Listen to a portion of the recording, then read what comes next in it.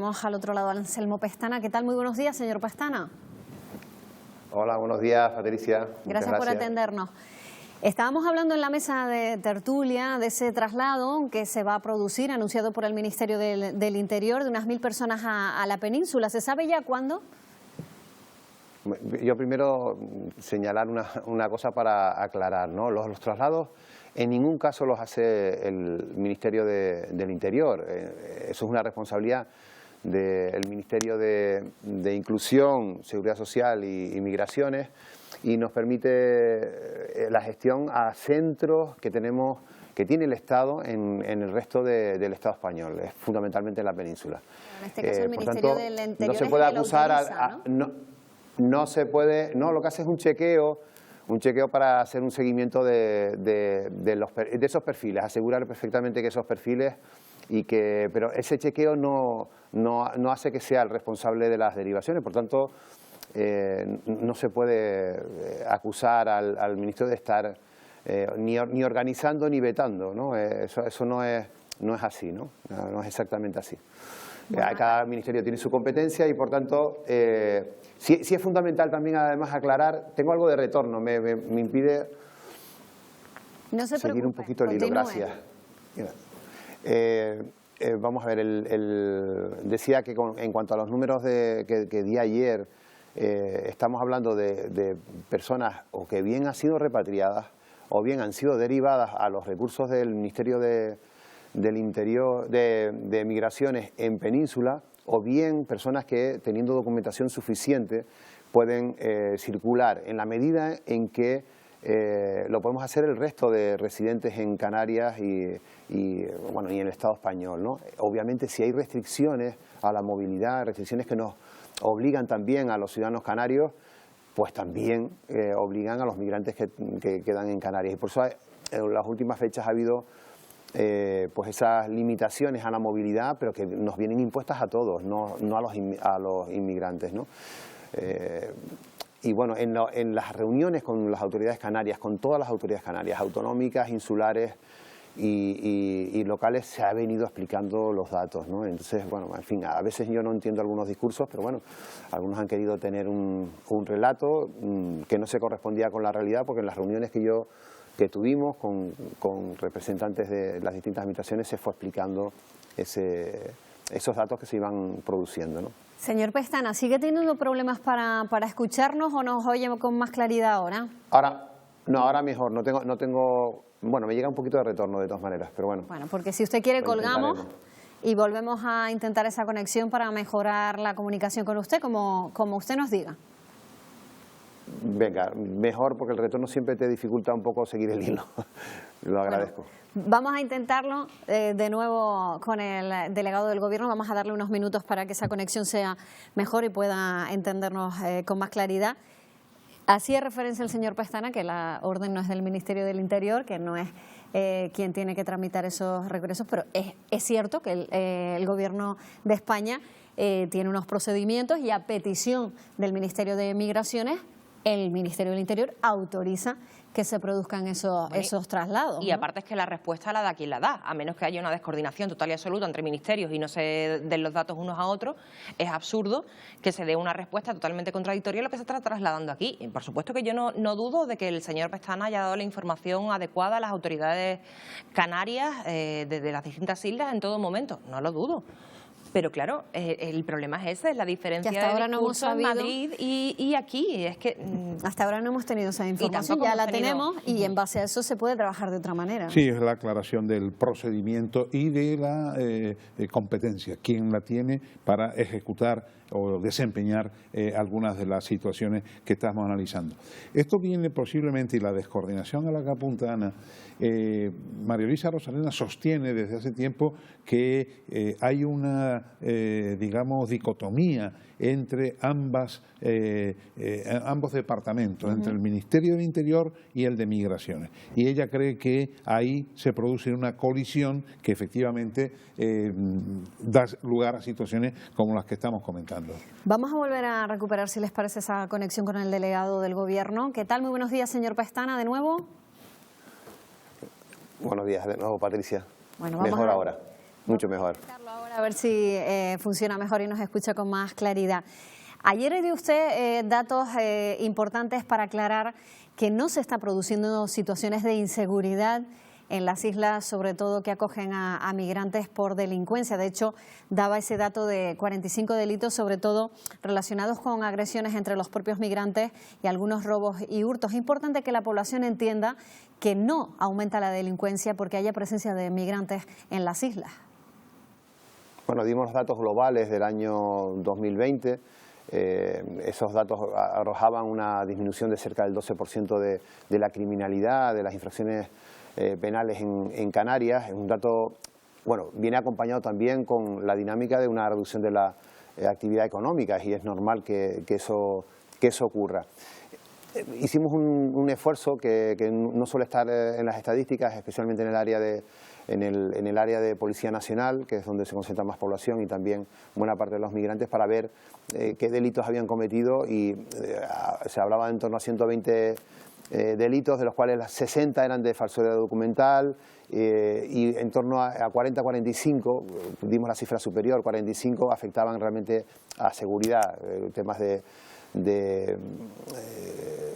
agresiones, como señalabas, muchas de ellas entre los propios migrantes en el caso de las agresiones y en robos y hurtos que se han producido. Y dimos un dato también importante, la policía nos señalaba que todos habían sido esclarecidos y detenidas las personas responsables. Bueno, pues eso es lo que da seguridad, ¿no? Aparte de los refuerzos policiales que podamos hacer cuando las autoridades locales lo piden y hay alguna circunstancia que así lo avala y los cuerpos y fuerzas de seguridad ven necesario también, pues esa mayor presencia que al final inspira seguridad y ayuda a la percepción ciudadana, ¿no? Pero bueno, sabemos que hay gente que está con el discurso de forzar a la población canaria a asumir unos valores que no son propios de una sociedad que ha sido migrante en su historia, que todos tenemos en nuestras familias, gente que estuvo en Cuba, que estuvo en Venezuela, a ganarse los garbanzos, a ayudar a su familia, a mejorar, a tener un horizonte después que a muchos les sirvió para el retorno a nuestra tierra con recursos para hacer una nueva actividad económica aquí en Canarias, pero también que fuimos a Europa, a África, en fin, el pueblo canario ha sido migrante, ¿no? Y siempre ha sido acogedor, nunca ha habido problemas con las diferencias ni étnicas, ni de color, ni de culturales, sociedad acogedora. Y hemos visto, me han llegado, ¿no?, las quejas de personas que, especialmente niños, ¿no?, niños escolarizados en Canarias, de padres que trabajan aquí o que tienen negocios aquí, que llevan muchísimo tiempo o que incluso de su país es un referente Canarias para ellos en materia de educación o de sanidad. Y hemos visto, o nos han trasladado las vejaciones, los insultos, las amenazas que se han producido en la calle, gente que nunca había tenido ese tipo de problemas en nuestra tierra, ¿no? Entonces tenemos que parar esto. Y ahí, dije ayer, no vale neutralidades, no vale mirar para otro lado como o esconder la cabeza bajo del ala, como decía Agustín Millares Sala en su famoso poema, no me vale, ¿no? Esto nos compromete a todos y nos compromete no solo a las instituciones y no solo a esta delegación del Gobierno, al Gobierno de España, sino también a todas las instituciones públicas de Canarias, a organizaciones no gubernamentales y a la propia sociedad civil. Esto lo tenemos que parar a través de bulos, denuncias falsas, imágenes descontextualizadas de hace años o incluso de otras zonas de Europa, como hemos visto imágenes de Nápoles, ¿no?, de un robo a un repartidor de pizzas, ¿no? En fin, intentando, o la agresión a un sacerdote que se produjo en la Guayana hace ya unos años, ¿no? Por tanto en América, y hablaban de Canarias cuando compartían esas imágenes, ¿no? En fin, no podemos colaborar, ni siquiera dar pábulo, ni siquiera a través de esa justificación, ¿no?, que la gente está preocupada y que por tanto hay que justificar las amenazas, las agresiones. No, de ninguna manera. Hay un límite moral que no podemos pasar y yo les pido a todos la colaboración para que eso se produzca y combatamos con la palabra, también con los hechos de nuestra actitud ante el migrante, ante la persona distinta, porque esta tierra siempre ha sido una tierra acogedora y tenemos que mantener esos valores, que son los nuestros, los constitucionales, pero también los de nuestra tierra. Señor Pestana, Tenerife está esperando la llegada, ese traslado de personas desde la isla de Gran Canaria para acoger a esos migrantes en la zona de las Raíces. Hace muy mal tiempo, estamos teniendo unas jornadas complicadas. ¿Se va a retrasar ese traslado? ¿Tienen ustedes una fecha prevista? Bueno, los datos yo no he querido dar nunca datos de cuándo se va a abrir un centro, porque cualquier circunstancia puede impedirla, retrasarla, etcétera, ¿no? Entonces, bueno, veremos en el día de hoy cómo van las cosas y en cualquier caso son centros que se van a abrir en próximas fechas, ¿no? Yo siempre hablo de forma indeterminada, sino de que estos próximos días ya se están abriendo. Como saben, nuestro ministro Escrivá señaló como el día 15 de febrero para que prácticamente todos los centros estuvieran ya empezando a funcionar al menos, y bueno, pues poco a poco se irán incorporando y poniendo en funcionamiento a la red de centros que nos hacía falta, que ha sido una debilidad para nosotros el no poder tener centros que nos permitieran una mejor gestión de la inmigración. Hay que recordar también, que mucha gente no lo hace, el hecho de que durante muchísimos años con gobierno del Partido Popular se desmantelaron los recursos que se habían creado con ocasión de la crisis de los cayucos, ¿no?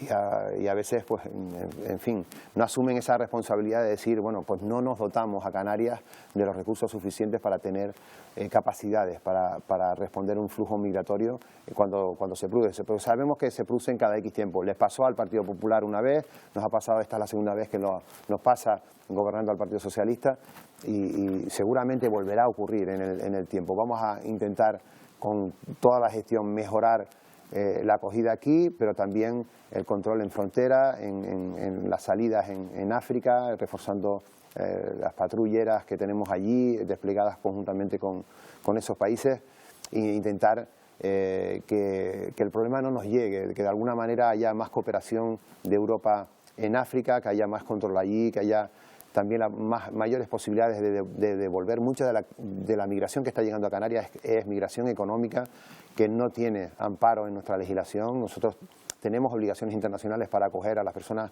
vulnerables, las personas que vienen huyendo de conflictos o de persecuciones ideológicas, religiosas, etcétera, pero no la migración económica. Daremos y damos cuando mucha gente insiste solamente en las derivaciones y rechaza las devoluciones y rechaza una política global de atención a la migración, nos hace un flaco favor, ¿no? Porque es al final justificar una migración económica que debe tener otras salidas y que incluso Europa tiene que reforzarlas, ¿no? Los cupos de migración hacia Europa, porque además en Europa se necesita mano de obra enfocada, cualificada para los trabajos en los que hay nichos para que esas personas puedan ser empleadas en Europa. Las necesitaremos, pero tenemos que hacerlo de forma arreglada, ¿no? De forma ordenada.